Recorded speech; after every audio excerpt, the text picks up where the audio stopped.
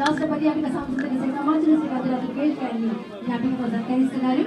ఇదే అన్నపూర్ణమ్మ గారు 5 ఏళ్ల క్రితం స్వచ్ఛాంధ్ర అవార్డు చంద్రబాబు నాయుడు గారు ఇచ్చిన సందర్భంగా నేను ఎప్పుడు సార్ని మైక్ అడుగుతాను. ఎక్కడ ఎంత బిజీ స్టేజ్లో ఉన్నా సార్ ఒక్క నిమిషం మైక్ అని తీసుకునేదాన్ని. అలా తీసుకున్నప్పుడు అన్నపూర్ణ గారు ఎప్పుడు ఆపేస్తారు తేజస్వి గారు, ఎప్పుడు ఆపేస్తారు తేజస్వి గారు అన్నారు. నాకు ఇంకా బాగా గుర్తుంది. అలాంటిది ఈరోజు అన్నపూర్ణ గారు నన్ను పిలవడం అనేది నా ఫస్ట్ అచీవ్మెంట్. ఈరోజు ఆపారు కదా మీరు నన్ను. థ్యాంక్ యూ అండి. గురు బ్రహ్మ గురు విష్ణు గురుర్దేవో మహేశ్వర గురు సాక్షాత్ పరబ్రహ్మ తస్మై శ్రీ గురవే నమః.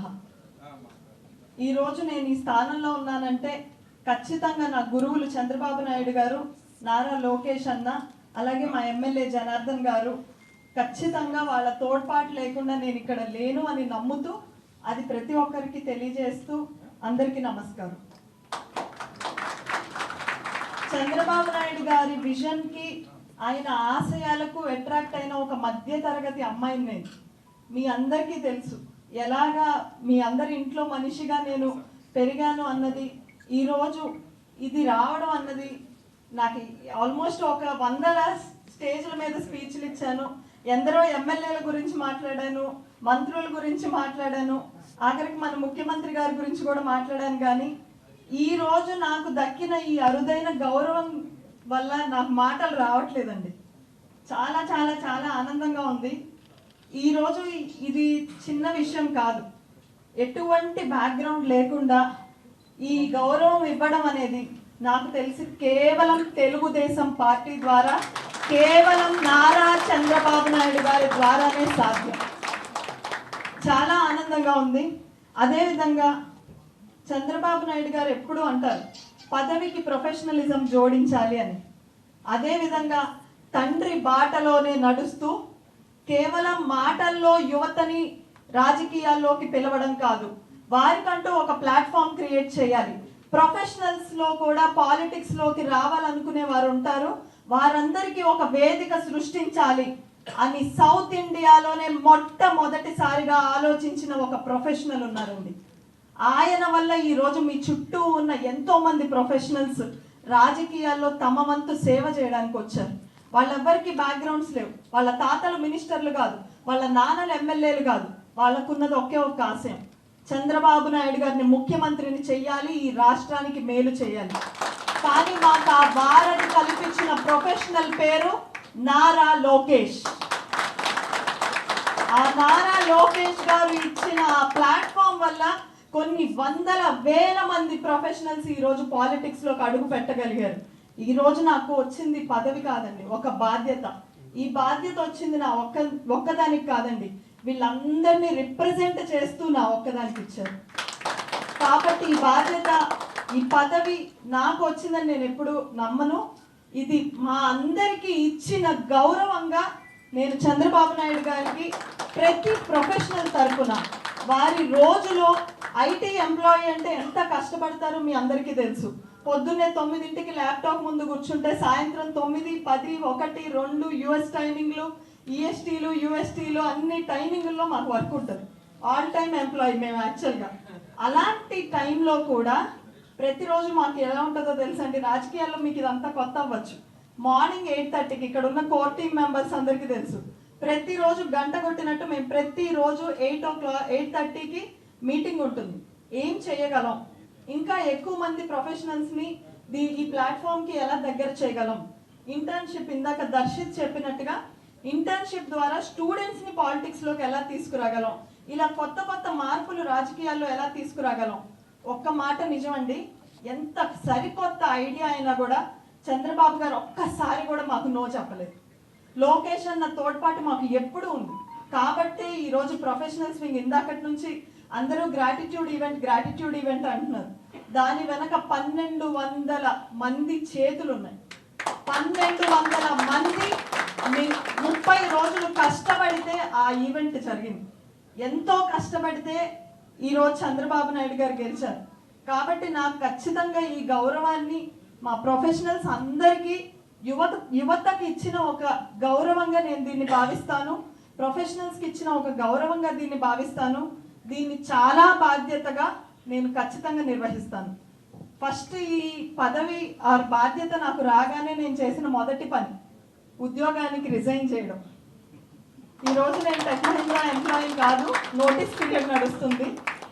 ఎందుకు ఉద్యోగానికి రిజైన్ చేయడం అని చాలా మంది అడిగారు. శ్రీనివాస్ గారు మీరు కూడా ఆశ్చర్యపోయి ఉంటారు, మా డైరెక్టర్ గారండి కల్చరల్కి. సో చాలా మంది ఆశ్చర్యపోయారు ఉద్యోగానికి రిజైన్ చేయడం ఎందుకు అని. చంద్రబాబు గారు ఎప్పుడూ ఒకటే చెప్తారు, ఏ పని చేసినా పూర్తి బాధ్యతతో చేయాలి అని.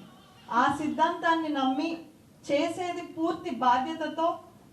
ఇది క్రియేటివిటీ అండ్ కల్చర్ అన్నది ఓట్లు రాకపోవచ్చండి, కానీ మనందరికీ చాలా ఇంపార్టెంట్ విషయం.